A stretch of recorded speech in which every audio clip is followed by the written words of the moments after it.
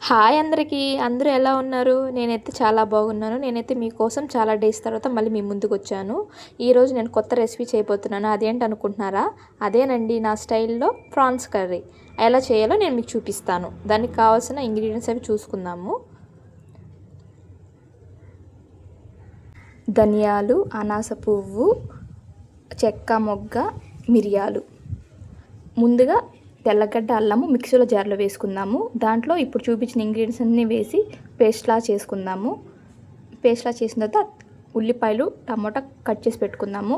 Stove on చేసి pan పెట్టుకొని oil వేసుకుందాము. ఆయిల్ కొంచెం బాయిల్ అయిన తర్వాత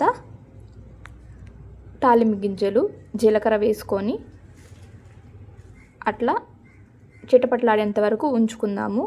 తర్వాత టమాటాస్ వేసుకుందాము.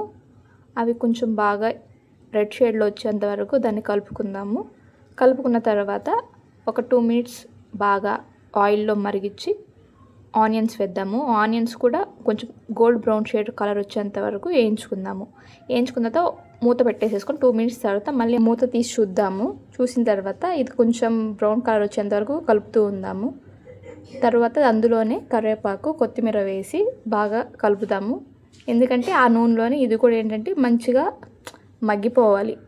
బాగా దాంట్లోనే బాగా బాయిల్ అవ్వాలి. అయిన తర్వాత అందులోనే ఒక 5 మినిట్స్ ఆగిన తర్వాత అలాగే తిప్పుకుంటూ ఉందాము. 5 మినిట్స్ ఆగిన తర్వాత మనం ఎందాక మిక్సీలో వేసి పెట్టుకున్నాం కదా, అల్లం వెల్లుల్లి పేస్టు నీట్గా దాంట్లో వేయించుకొని అదేంటంటే బాగా బ్రౌన్ కలర్ రావాలి. వచ్చిన తర్వాతనే దాంట్లో మంచిగా పచ్చి వాసన అనేది పోతుంది. ఇప్పుడు దాంట్లో వేసుకుందాము.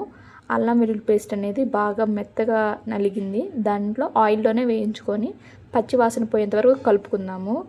మెయిన్గా ఏంటంటే ఏ నాన్ వెజెస్ కర్రీస్లో అయినా కానీ అల్లం వెల్లుల్లి పేస్ట్ అనేది పచ్చి వాసన పోయేంత వరకు ఉండాలి. ఈలోపు మనము రొయ్యలు అనేవి కడుక్కుందాము. ఒక 2 సార్లు ఉప్పు వేసుకొని మంచిగా వాటర్లో కలుపుకుందాము. ఒక 2 టైమ్స్ బాగా వాటర్లో కలుపుకున్న తర్వాత దాన్ని తీసి పక్కన పెట్టుకుందాము.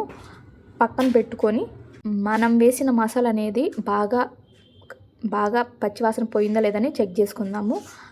బాగా పచ్చివాసన పోవాలండి. అది పోతేనే మీకు నాన్ వెజెస్ కర్రీస్ ఏదైనా కానీ మంచిగా స్మెల్ వస్తుంది. ఇప్పుడు ఏంటంటే మనం ఇప్పుడు కడిగి పెట్టుకున్నాం కదా, ఆ ప్రాన్స్ని దాంట్లో ఆ మసాలాలో వేసేద్దాము. మసాలా బాగా వేగింది.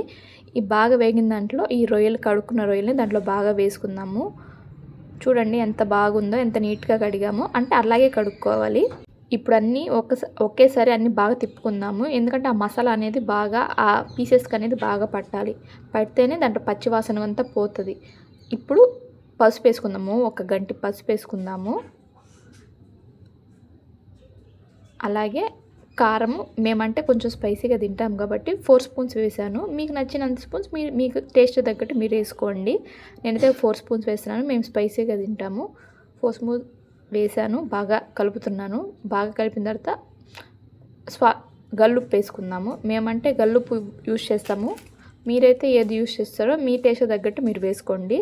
దీన్ని ఇప్పుడు మంచిగా బాగా కలుపుదాము. బాగా కలపాలి. ఏంటంటే వన్స్ కర్రీలో ఉప్పు అనేది కలిస్తేనే టేస్ట్ అనేది బాగా వస్తుంది. 5 మినిట్స్ మూత పెట్టేసుకుందాము. తీసి తర్వాత హాఫ్ చెంబు వాటర్ వేసుకుందాము. అంటే మీకు ఎంత కావాలో పులుసు కావాలంటే అంత తగ్గట్టు వాటర్ వేసుకుందాము. మూత పెట్టుకుందాము. ఒక 5 మినిట్స్ తర్వాత మళ్ళీ తీసి చూద్దాము. చూసారా ఎంత బాగా బాయిల్ అవుతుందో? చూస్తేనే నోరు ఊరుతుంది కదా. చాలా బాగుంది. బాగా ఇంకొకసారి కలిపితే మంచిగా ఎక్కడైనా ఉప్పు అవేమి సరిపోయిందో చూసుకుందాము. మాకైతే బాగా సరిపోయింది. నేను మళ్ళీ 5 మినిట్స్ తర్వాత మళ్ళీ తీసి చూశాను. బాగా మరుగుతుంది. స్మెల్కే కొంచెం నోరు ఊరిపోతుంది, తినాలనిపిస్తుంది. అలాగే ఇంకొక 5 మినిట్స్ పెట్టుకుందాం. ఎందుకంటే లాస్ట్ అనమాట. ఇంకేమైనా సరిపోయిందో లేదో చూసుకోవాలి. నాకైతే అన్నీ సరిపోయాయి. మీకేం సరిపోకపోతే మీరు మళ్ళీ టేస్ట్ చూసుకోండి. 2 మినిట్స్ తర్వాత మళ్ళీ తీసి చూద్దాము. చాలా బాగా కుక్ అయింది కదా. సో నా స్టైల్లో అయితే చాలా బాగా చేశాను. ఇంకా 2 మినిట్స్ చూసి నేను ఆఫ్ చేస్తాను. నాకైతే బాగా కర్రీ అయింది. నాకు అయిపోయిందండి. చాలా బాగా వచ్చింది. Thank you for watching. Please subscribe my YouTube channel.